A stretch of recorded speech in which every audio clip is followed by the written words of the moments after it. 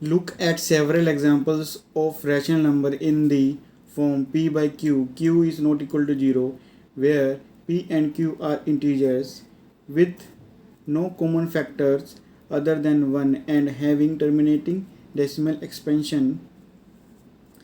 Can you guess what property q must satisfy? आपको कुछ example बताने हैं रैशनल नंबर के जहाँ पर आपके पास p बाय क्यू की फॉर्म में आंसर होना चाहिए, यानी कि एग्जाम्पल होने चाहिए, और जो फैक्टर होगा no common factor other than 1, एक से ज़्यादा उसके अंदर फैक्टर नहीं होने चाहिए।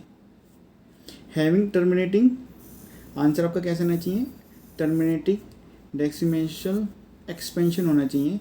आपने उस क्यू के बारे में बताना है। क्वेश्चन को मैं एक बार समझाता हूँ आपको। रैशनल नंबर आपने बताना है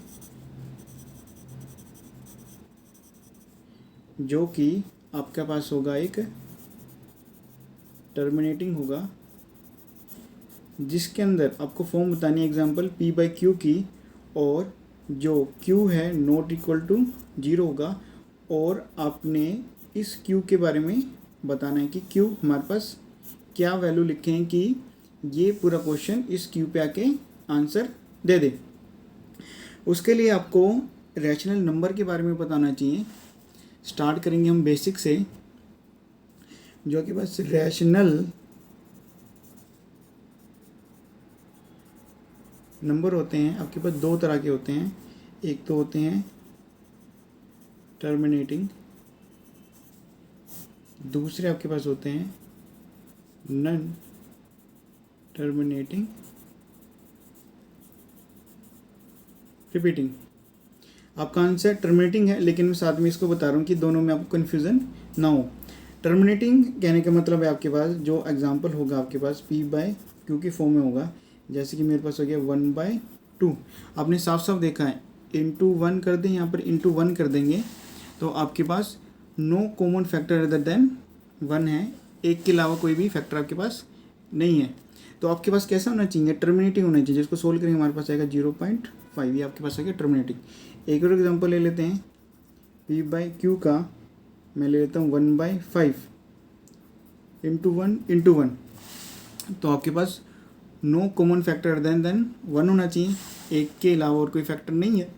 सोल्व करेंगे आपके पास आ जाएगा 0.2। एक और एग्जांपल ले लेते हैं p बाई क्यू का, जैसे कि मैं ले रहा हूँ 1 डिवाइडेड बाई 2 इंटू 5। सोल्व करेंगे तो हमारे पास आएगा 1/10। सोल्व करेंगे तो हमारे पास आएगा 0.1।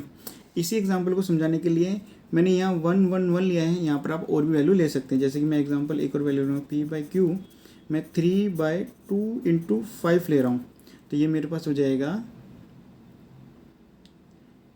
3/10। जब हम सोल्व करेंगे तो हमारे पास वैल्यू हो जाएगी 0.3। सभी आप जो आंसर आए कि आपके पास आए हैं टर्मिनेटिंग आए हैं।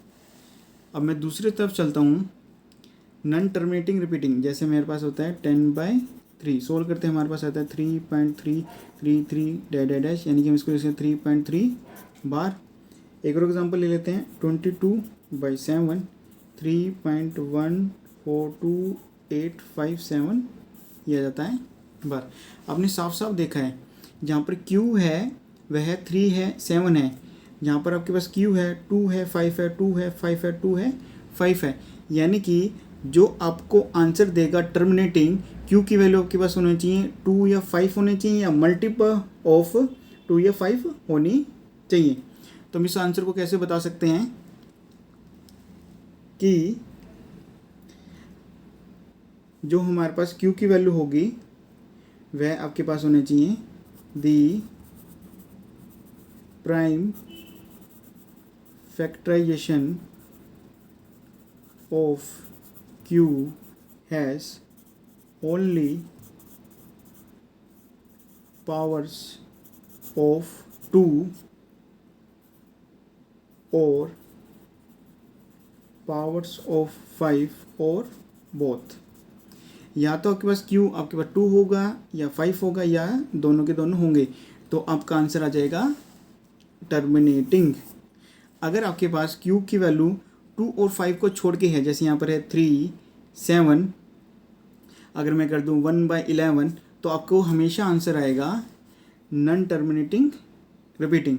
तो आपके पास आपने बताना है कि रैशनल नंबर की कुछ एग्जांपल बताने हैं। एग्जांपल आपके पास हो जाएगा 1/2, 1/5, 1/10, 3/10 हो जाएगा। और आपका मेन आंसर हो जाएगा the prime factorisation of Q has only power of 2 और पावर ऑफ 5 और बोथ।